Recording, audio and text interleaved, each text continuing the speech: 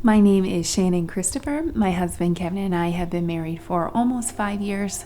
I am a mom to a beautiful baby girl, Naomi. She is 13 months old. And I'm also a stepmom to 3 beautiful boys, Elijah, who is 12, Samuel is 10, and Sebastian is 8. When I first met Kevin, he was trying to rebuild and reestablish a life of stability for himself and his boys after his separation and divorce from his first wife. The first time that I met the boys was actually at a church service that Kevin and I were both serving at. And when I met them, I don't really know how to describe it. I had a really unique experience.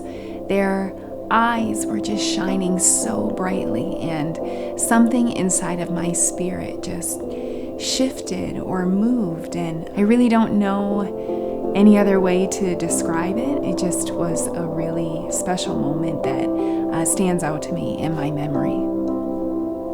I fell in love with Kevin pretty quickly. I knew after just a few short encounters with him that I was going to marry him. And our path towards each other, towards a romantic relationship, was really natural, and it felt led by God. The boys were part of the marriage proposal, and they were also the 3 groomsmen in our wedding. We had a beautiful wedding in July 2014. We were blessed to be able to take a 5-day honeymoon together, and as soon as we got back, we hit the ground running. About 2 months after the wedding, our schedule with the boys changed. When we were first married, the boys were in our care 2.5 days a week and every other weekend. And at that time, our schedule changed to the boys being in our care every Sunday night through Friday evening. That has been our schedule for the past 5 years. At that time, Kevin was working a number of part-time jobs. He was also going to school full-time. And one of the jobs that he was working was driving the city bus for Minneapolis, and he worked a split shift. So he was gone for really early hours in the morning, and then he went back and worked again for the late afternoon, evening. That made me all of a sudden responsible for not only myself getting up and ready for work, but also getting the 3 boys up and dressed and fed and ready to go to school for the day. Then I would teach a full day in my 3rd grade classroom, and after work I would pick them up. We would get home and we would start homework and chores and get dinner ready and take showers and baths, and it was a lot of work and a lot of responsibility all of a sudden. Kevin also worked part-time as a musician for a worship band at that time. So there were days, usually once a week, where Kevin would leave at about 4 o'clock in the morning, and he would not get home until after the boys were in bed at night. Those were really long days. I remember one particular night, on one of those extra long days, I decided towards the end of the evening to introduce a new book to the boys. So they all piled around me, and I pulled out a book called The Giving Tree. And it's about a little boy and a tree. And the tree gives up all of its different parts for the boy to use all throughout his life. And when the boy grows up, he leaves for a really long time and leaves just a stump.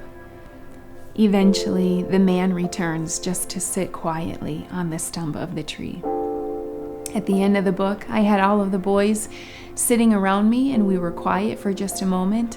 The littlest was on my lap, and one of the boys leaned over and said, "I miss my mom."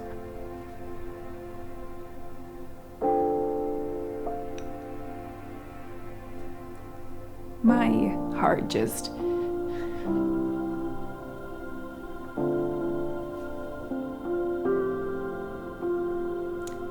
just turned over with a feeling of deep rejection, but also, of course, really deep compassion and longing for him.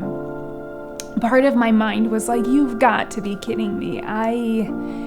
Each and every day I'm just pouring myself into your beautiful lives and just want so much for you and want to bond so deeply and closely with you. And I wanted something different from that moment. But of course he missed his mom. And so I just leaned over and gave him a hug, and I said, I know you miss your mom. I would miss my mom too.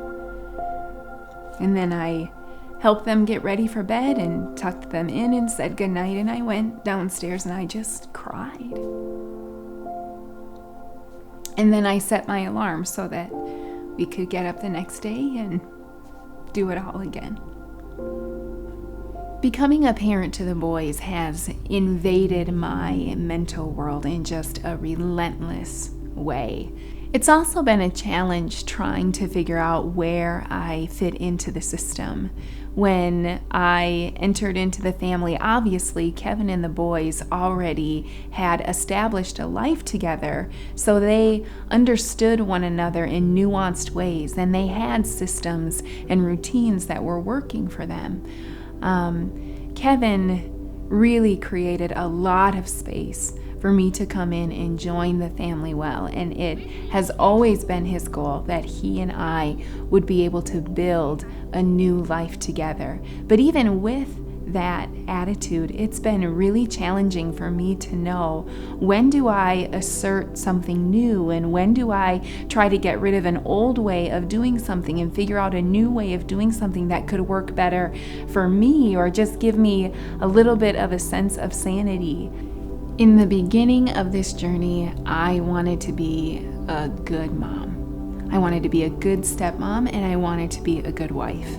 And I can't even tell you what that means or what it meant way back at the beginning. I just know that I really thought that I would be better at this than I am.